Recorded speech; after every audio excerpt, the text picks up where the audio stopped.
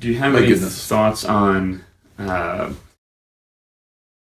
more of like a macro evolution? So like if you think about neo-Darwinism for a second, and what they kind of say, tadpole to human type of deal. What's your thoughts on that? Well, so you look at the mechanisms of evolution, and there are mechanisms that produce small incremental changes.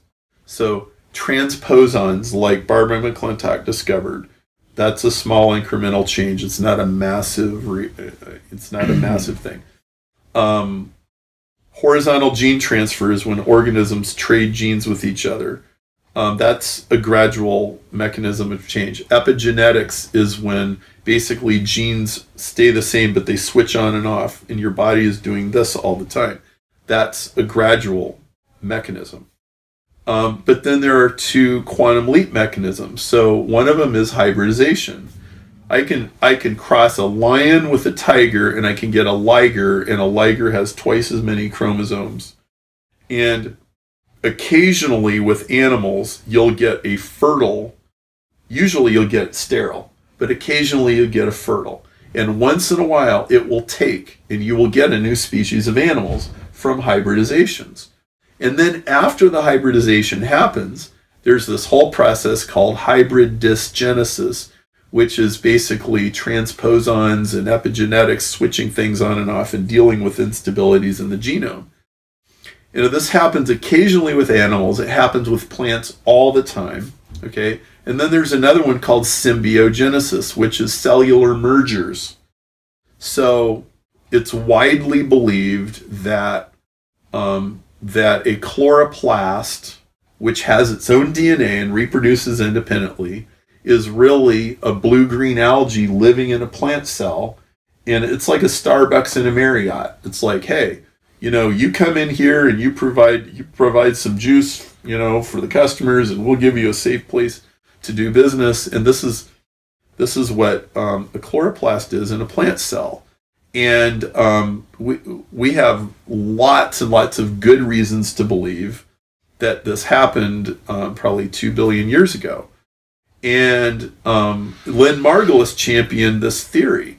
Well, so you have mechanisms of gradual change, and you have mechanisms of sudden change. And the mechanisms of sudden change don't kick in very often.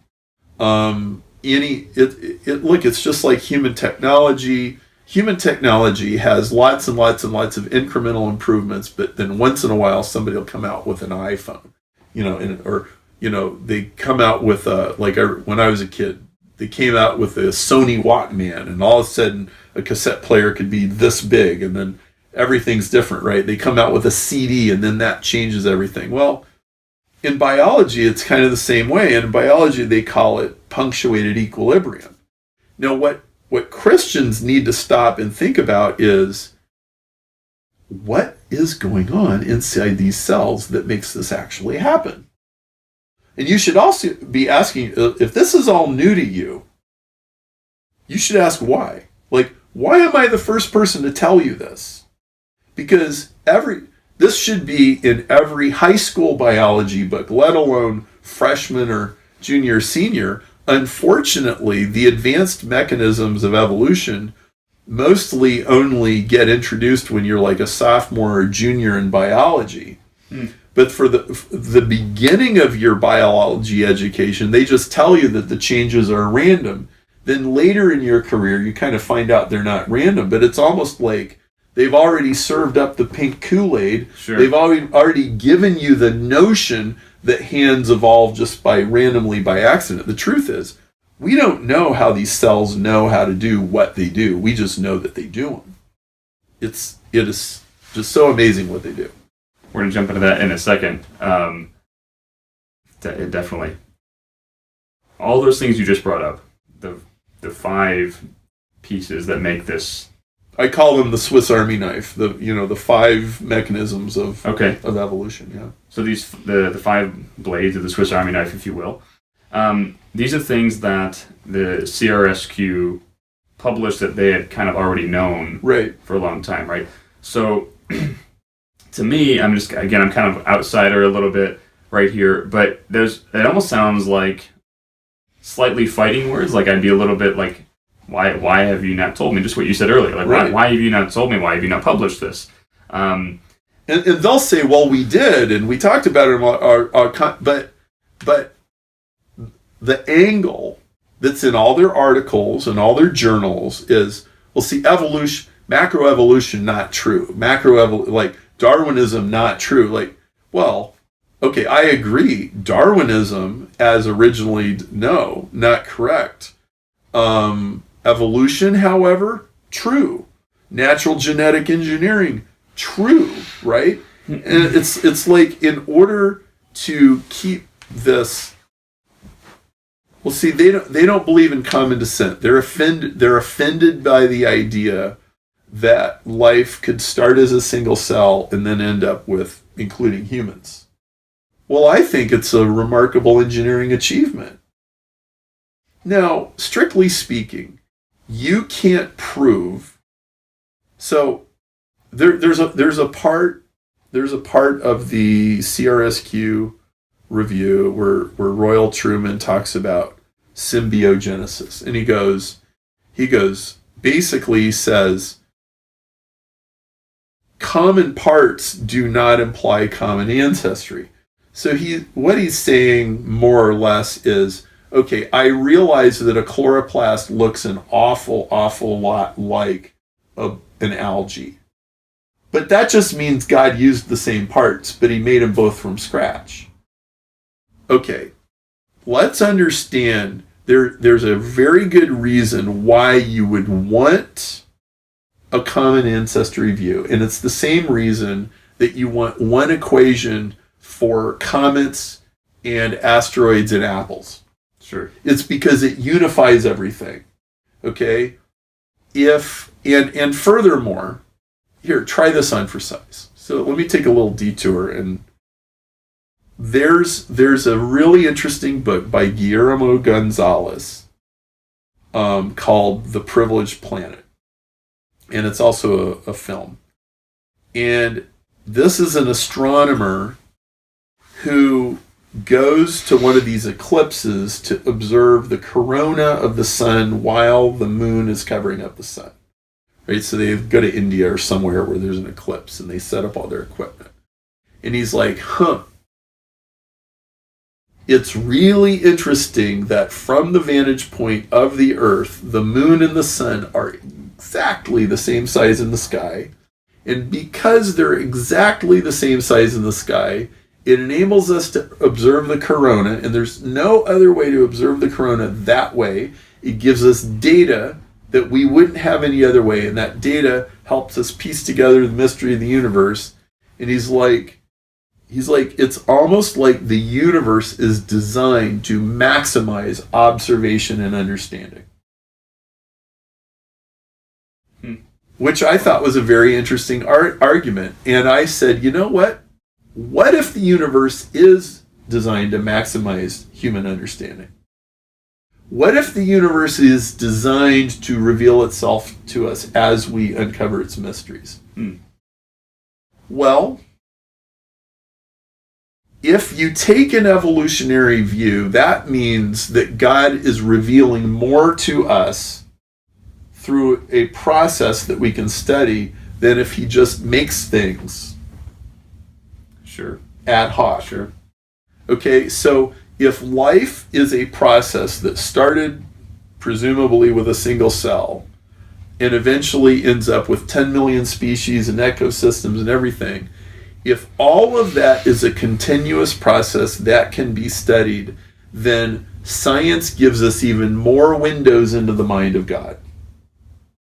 But if God just needs a zebra, makes a zebra, needs a lion, makes a lion, needs primates, makes primates, needs human, makes human, there's nothing we can study.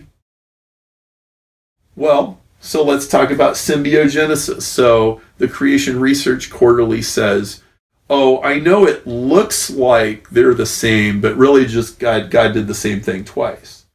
Well, I've got a friend. His name is Quan Zhang, and he's a professor emeritus at the University of Tennessee at Memphis.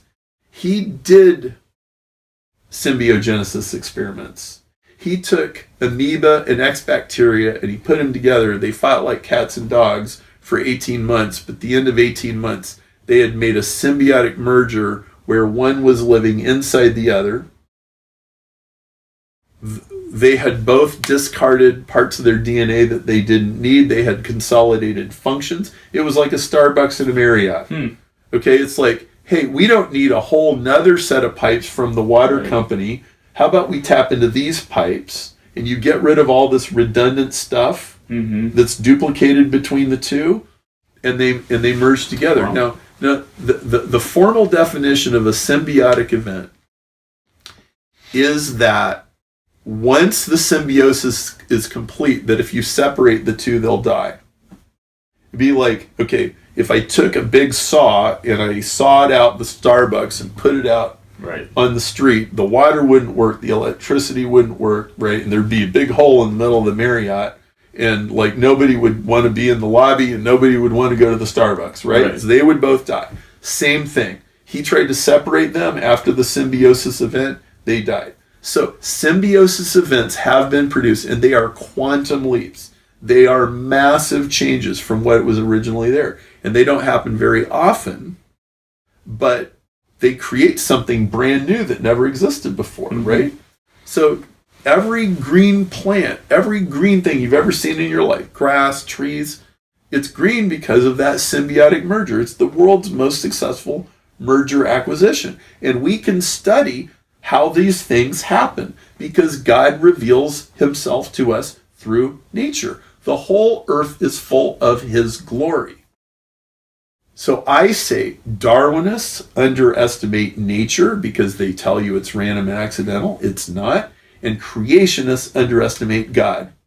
I think the creationist God is small and limited and much less than the real God. And that's a strong statement, but I think it's true. I think they are denying an entire dimension of the grandeur of the universe. And I think they're doing a huge disservice to Christianity, to non-Christians, to everybody. And they're creating a war between science and religion that should not belong. It shouldn't be there. So are you, have you abandoned your young earth creationist? I am definitely not a young earth creationist. And I believe in a common ancestry of evolution. Why? Because it requires it provokes a higher view of God than any other view. As an engineer, I say, which is more impressive? Making zebras when you need a zebra, making lizards when you need a lizard, and making humans when you need a human. Is that impressive, or is it more impressive if you could start with a single cell and it could all develop from there? Oh, in my mind, that's way more impressive. Because if I went to an engineering team and I said, I want you to design something that does that, the common descent version is way harder to design. And it doesn't require God to have to show up and do stuff. Now, this does not mean I don't believe in miracles. I do. I've been in the room twice when people got healed from being deaf for 30 years. I've seen it with my own two eyes. I've seen miracles. And you know what's an interesting irony? Most young earth creationists don't believe in modern miracles. That is irony. That's very ironic. They don't. I didn't. Where I grew up, which is very typical of a young earth creationist evangelical thing, I remember this musician came to our church, and he was kind of famous. His name was Dino Kartsanakis, and he was this piano guy, and he was amazing. And so he come and he plays the piano, and he has this concert, and everybody's like dancing, and it was really great. And in the middle of his presentation, he tells some story. I don't remember the details really, but it was something like his mother and his grandmother, and one of them was sick, and I think they cast out a demon or something like that. It was like one of these kind of stories, and she got all better. And then he goes on with his concert, and we're driving home, and my dad says, we uninvited Dino from ever coming back again. And I was 9 years old. I remember this clear as day. I'm sitting in the back seat and I go, why? And he goes, because he told that story about healing that grandmother, and that doesn't happen anymore. And I'm 9 years old. I go, well, it happens in my Bible all over the place. How do you know? Like, how do you know that didn't happen? He told the story. Sure. And but where, Mr. G's church, they weren't, none of that miracle stuff. We're not going to let any of that around here. Well, okay, so you go, all right, so the creation of the world is this series of miracle, miracle, miracle. Zebras are a miracle, and cats are a miracle, and humans are a miracle, but there's no miracles now. And what I realized is, well, if you don't have any miracles now, then you have to have miracles 6,000 years ago, or there's no miracles. Absolutely, yeah. So I guess they're hanging on to them for dear life. Like, don't take away my miracle. Like, if cats and dogs can come from a common ancestor, then you just took away my miracle. Like, I mean, I don't know if that's right, but it kind of seems like that's what the logic is. Oh, makes sense. It's like, well, first of all, I've seen people healed of stuff. If you go to coffeehousetheology.com/miracles, you can read a whole huge blog post I wrote about a whole bunch of experience I've had. You could spend 6 hours just watching all the videos and following all the links, and I would encourage you to do that. Absolutely, miracles happen. But if humans weren't around to observe it, then I'm voting for a natural process, because then we can observe it and discover it. Because I think the universe is designed to maximize discovery. And if evolution is true, then the universe is more designed to maximize discovery than if it's not. Furthermore, so let's talk about the prize and how that all happened. Yeah, that's okay. Because that's a perfect segue right into this. So here's how this developed. So I go, DNA is a code. All the other codes are designed. Therefore, DNA is designed by inference. You can't prove DNA is designed, but is there any other explanation? And so I pieced this together. I'm like, I think I got a pretty good argument. So I gave this talk at Willow Creek. My friend Andy, we had the Apologetics thing called Truth Quest. Andy runs the thing. He goes, Perry, why don't you come and give a DNA talk? Because I know you've been doing all this stuff, and I know about your brother and everything. So I go to Willow Creek, and I give a talk called, If You Can Read This, I Can Prove God Exists. That's a little tongue-in-cheek, because you can't prove God exists, but I admitted that. But I said, look, DNA is a code, and look, here's all the definitions. All the other codes are designed. There aren't any codes that aren't designed that we know. Therefore, DNA is designed. Therefore, God exists. And I gave this whole presentation. Well, I recorded it, and I put it on my website, and I put it in my email series, and I pushed it out there, and it went viral. And man, the atheists were mad. They were mad. Now, I saw something really interesting going on with my websites. And that was, whether we were talking about science or religion, I mean, I get every kind of person you could possibly imagine. I got Scientologists, and I got Jewish people, and I got Urantia, and I got Hindus and Buddhists, and, you know, every denomination of Catholic, Protestant, Orthodox, like, you name it. I talked to all these kind of people. But nobody was more furious than the atheists. Any day of the week on any topic. It was like they were just miserable or something.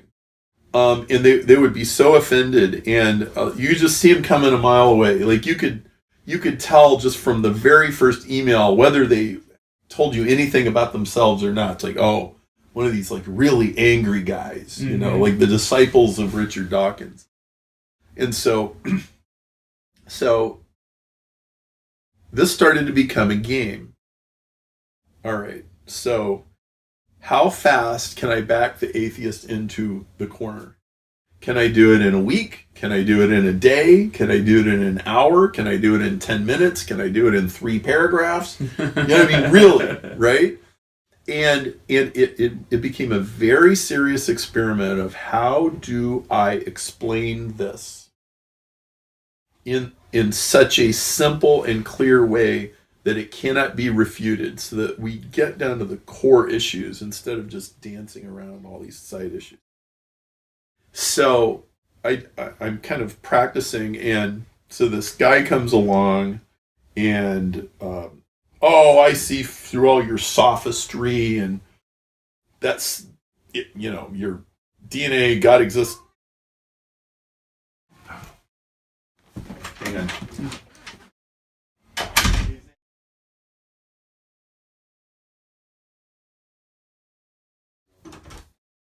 What? Grab some.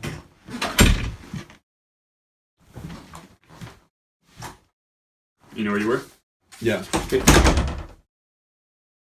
We should, if we clap, the audios will sync up. Totally.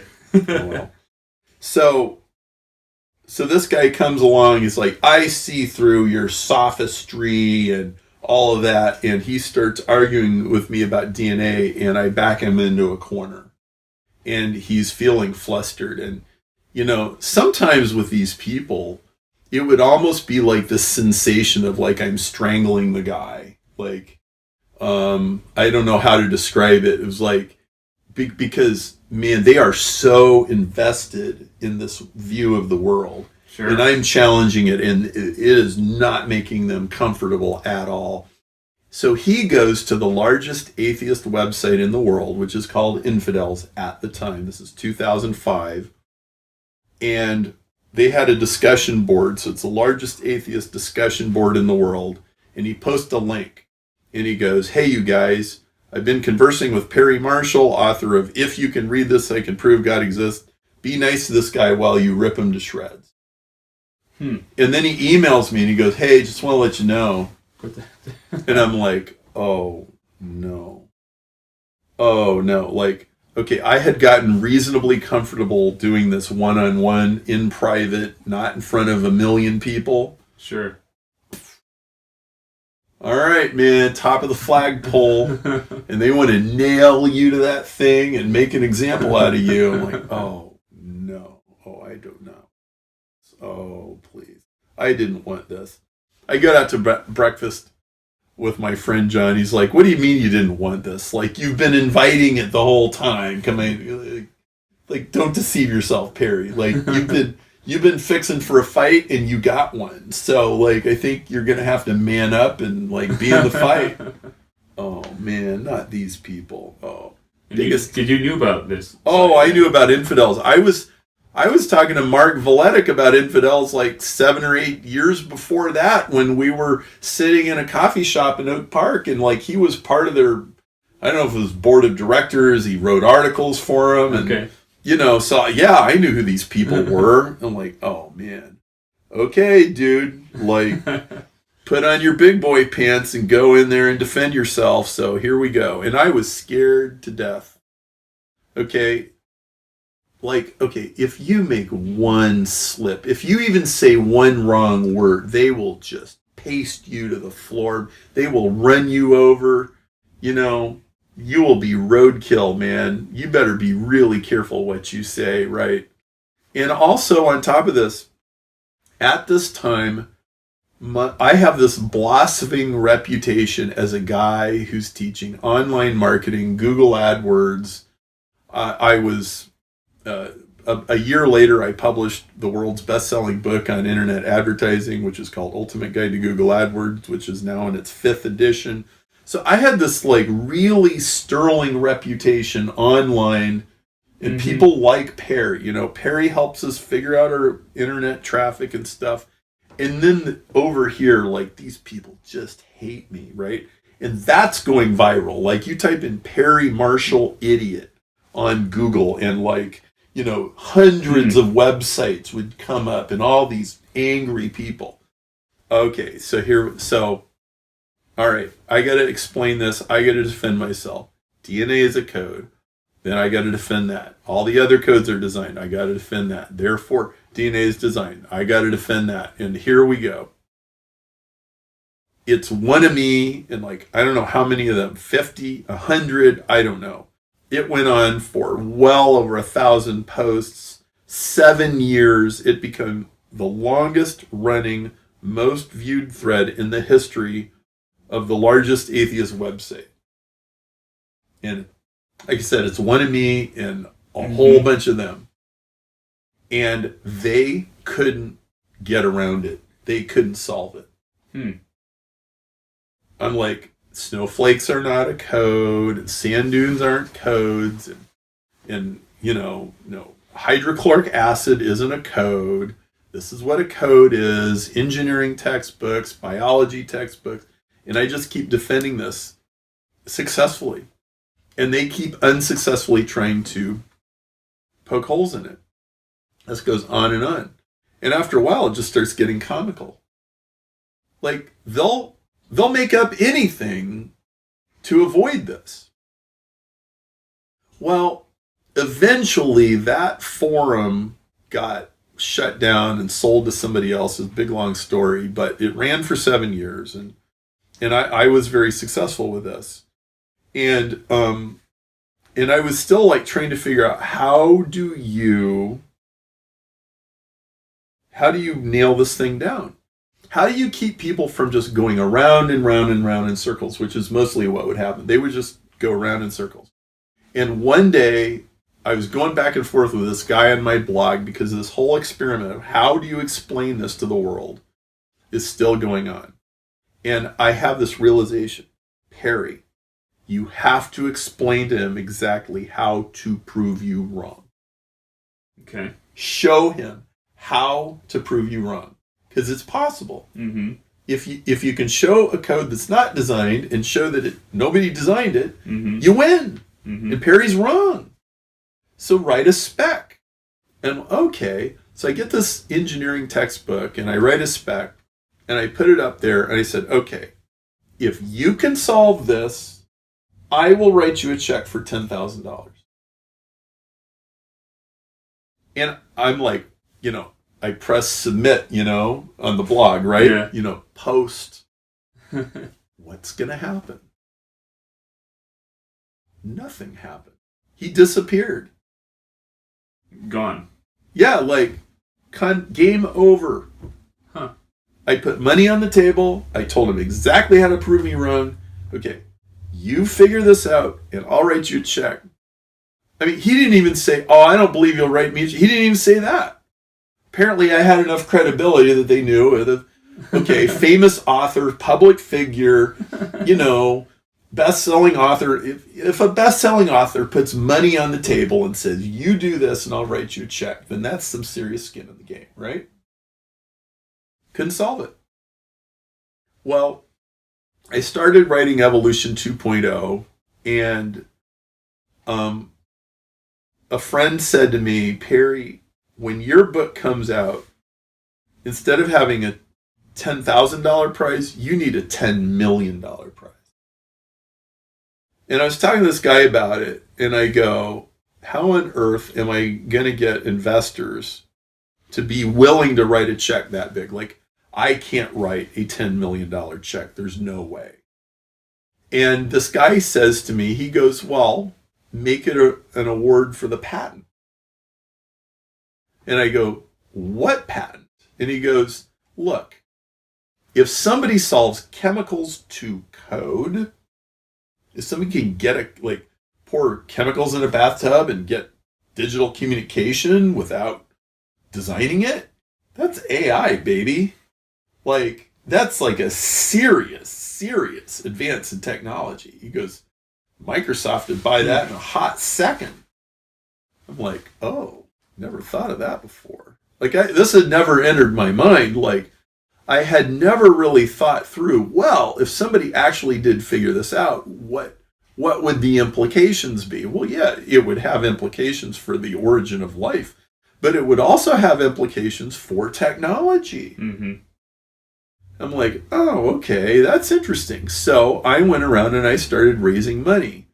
And I had to do what anybody starting a company who needs investors has to do, which is you make a list of rich people and you go start pitching them, right? It's like, call my friend Greg. Like, Greg, can we go out to lunch? I want to show you something really interesting, And I stumble through this whole story and like, so, you could buy a slot, if you'll commit to $1 million, writing $1 million check if we have a discovery. And then if I get 10 guys like you, and he's like, oh, that's nice, Perry. But, so now I spent several years pitching people on this. I mean, it took a long time.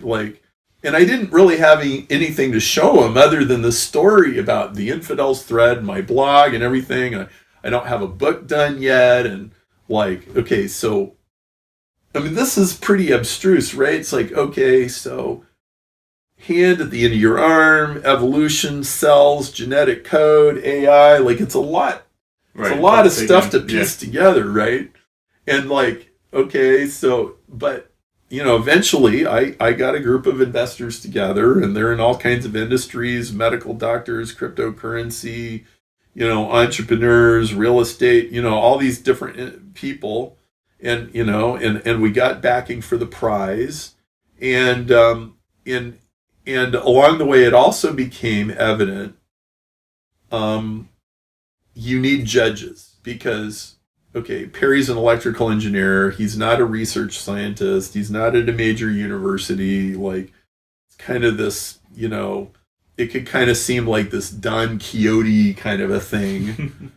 All right, I need real, legitimate judges who, if there's a dispute about the prize, that they will adjudicate, and B, to lend credibility that the whole idea is fundamentally sound in the first place. Mm-hmm. And so I went on the hunt for judges, and the first judge to accept, I went to an evolution conference at the Royal Society in Great Britain, and I introduced myself to the organizer. His name is Dennis Noble. He's a very respected scientist. He's probably one of the top 100 scientists in the UK.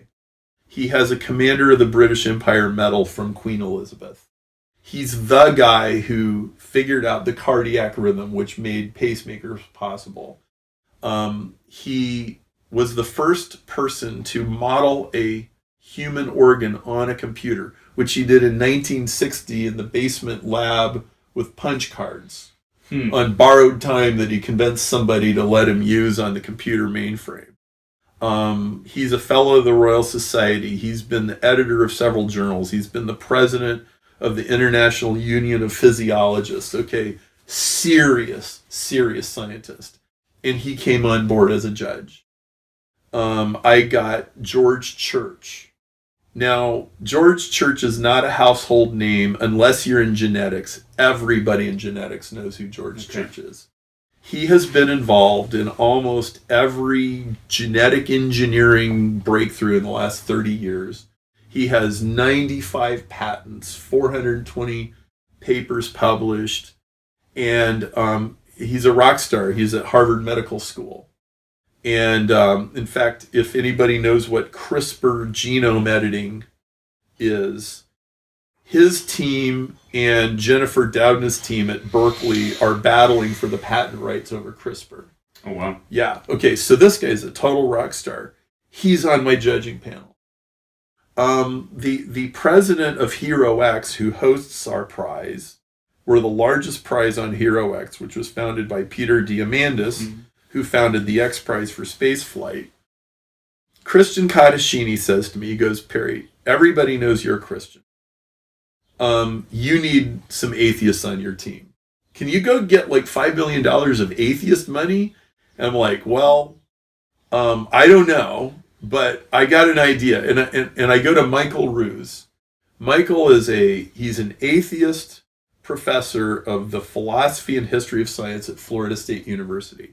Michael has testified in creationist trials. He's written at least 5 or 10 books about Darwinism and creationism and all this kind of stuff. He's a wonderful, delightful guy. I like him. Like I find most of the atheist crowd to be disingenuous, but he's He's a really friendly guy. And so I got a hold of him, and he came on board. So I've got these 3 really sterling A-quality judges on my team. And Paul Davies is a very famous physicist, and he invited me to come to Arizona State University at the Beyond program. And I launched the prize at ASU in August of 2017. And Paul has been a long-standing figure in the dialogue between faith and science. I do not know what Paul's religious beliefs are. He's not a Christian. I'm really not sure, but he's met the Pope and he's met the Dalai Lama, and he's been a peacekeeper. He's like, hey, there doesn't need to be this war going on, and so he was comfortable having me. And there's several magazines that have written about the prize, like, for example, the IEEE Institute of Electrical Electronics Engineers, Frontline Genomics. So the prize is out there right now. At this moment, it's $5 million. Eventually, I'll raise more money. We will get it up to $10 million. But we have a very serious thing on the table right now. Now, people ask me. They say, well, what are the chances that anybody's going to solve this? And I say, well, it's a really hard problem. I think it's the biggest question in all of science that can be precisely defined. And it's a big question. Where did life come from? Where did the genetic code? It's a huge question. In fact, I think it overlaps with consciousness, evolution, artificial intelligence. It overlaps all kinds of stuff. It would be absolutely huge. It's hard. 10% chance. Maybe I'm right. Maybe I'm wrong. George Church is more optimistic than that. He thinks we'll solve it in 5 years, for example. There's an interview with him on Frontline Genomics about it. But here's the thing. So the way that I originally framed it, it's a God of the gaps argument. It's God did it, and you don't know any other way, so see, I win. Well, okay. That's nice, but I don't like that kind of argument. I don't think it's a very good reason to believe in God. Because it's like, well, okay, so if somebody figures this out, Perry, are you going to stop believing in God? Or that's kind of my question for you. Does God go away? Well, listen. Every time you make a scientific discovery and a puzzle piece comes in, it leads you to 3 more puzzle pieces that nobody's found yet. I mean, I've never seen an exception to the pattern. Science just keeps getting deeper and deeper and deeper and deeper. And it could be that this is solvable. It could be that the universe is designed so that this question is answerable. It could be that the genius of God is revealed in the answer. And I'm certain that if you find an answer, it's only going to raise more questions. I think a really good reason to believe in God is to ask the question, well, where did the universe come from? Where did the Big Bang come from? Where did the laws of physics come from? Where did all that fine-tuning come from? Why is there something rather than nothing? Where does morality come from? I mean, these are the classic reasons that have always been given, and I think they're very valid reasons. I like those reasons better than a God of the gaps argument that might get solved. But at any rate, no matter how that settles out, there's one thing I can tell you for sure. Codes are always intentional. Evolution is always intentional. You can't get a hand at the end of your arm through a series of random accidents. You get a hand at the end of your arm through a series of precise adaptations to threats and to opportunities which biological organisms are doing all the time. Okay, so Barbara McClintock's plants mutated as a direct response to what had happened to the damage. And they repaired the damage specifically. So damage is random, repair is not. Okay? And so all of biology is intentional and directional and goal-directed and teleological. And this is where I think a lot of Christians have kind of missed the punchline. The question is not whether evolution happens or not. The question is whether evolution is intentional or whether it's random and accidental. It's clearly intentional. We don't even know the degree. So now we have this whole bigger question. How do these cells know how to do what they do? Barbara McClintock put it better than anybody I've ever heard. She said in her Nobel Prize paper, what does a cell know about itself? Now, that's a good question. I don't know what a cell knows about itself. What does a cell know? I don't know, but they know something. Bacteria communicate with each other with language. They have words for me and you and us and them, and how many of us are there? Mm-hmm. It's unbelievable. I think cells are smarter than humans. In some sense. I mean, maybe they're savants, if you will, but they're better programmers than anybody at Google or Silicon Valley. If Microsoft knew what one bacterium knows, their stock price would go up 10x or maybe 100x. We would be in a whole new world if they figure that out. So, speaking about that, how does somebody solve the prize? What's the spec? You have to get an encoder, a message, and a decoder to self-organize. That's it. Okay. So for digital communication channel. For a mortal like myself, maybe some of the people watching, can you maybe explain that? Okay, get out your cell phone. Okay, I text you. Okay. Right? And I press send. And then what I texted appears on your screen. Okay. I'm the encoder, you're the decoder. Or actually, my phone is the encoder, your phone is the decoder. Okay. All right, it's that simple. If you can get anything like that to self-organize, and it's got to be this side, the message, and your side, they have to self-organize. If you can get that to happen, you win the prize. Okay. Okay, so like, we could have the letter A, and then Morse code for letter A, and then back to letter A. Right.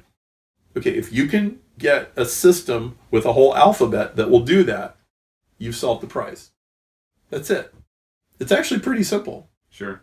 Just without any predisposition inside the system. Right. You can't pre-program it in any way. You can't cheat. If you get that to happen without cheating, you win. And we want to, our investors not only will buy the patent from you, they'll pay for the patent to get filed. So we've budgeted a generous amount of money for lawyers and patents. I mean, it's going to be a fight. Okay, this is a patent fight if there ever was one. Yeah. If somebody figures this out, oh my goodness, right? And it might be worth way more than $10 million. There might be a whole bunch of negotiation. I mean, but we're at least guaranteeing that whatever the prize amount is, that the discoverer will at least get that much money, and they'll be partnered into the company, so they can get future profits. So we've thought this through, and I've got some very smart people in my investment group. I mean, one of them is worth over $500 million. I mean, there's some very talented people on my team, and George Church is no slouch, and Dennis Noble is no slouch. We got some very smart people, and maybe this can be solved. And if it can, great. If it can't, then we're not gonna make up stories. So like one time, I think this was 2004 or 5, something like that. I was listening to this radio show, and it was Richard Dawkins going head to head with George Gilder on an NPR station in Boston. And Richard Dawkins is the world's most famous atheist, and he wrote the world's best-selling book on evolution, which is called either The Selfish Gene or Blind Watchmaker. They're both hugely popular books. And somebody calls on the phone and they go, "So Mr. Dawkins, where did life come from?" And Dawkins goes, "It was a happy chemical accident." And then he just kind of goes on. And I'm like, happy chemical accident? What kind of answer is that? I was like, did he just say that?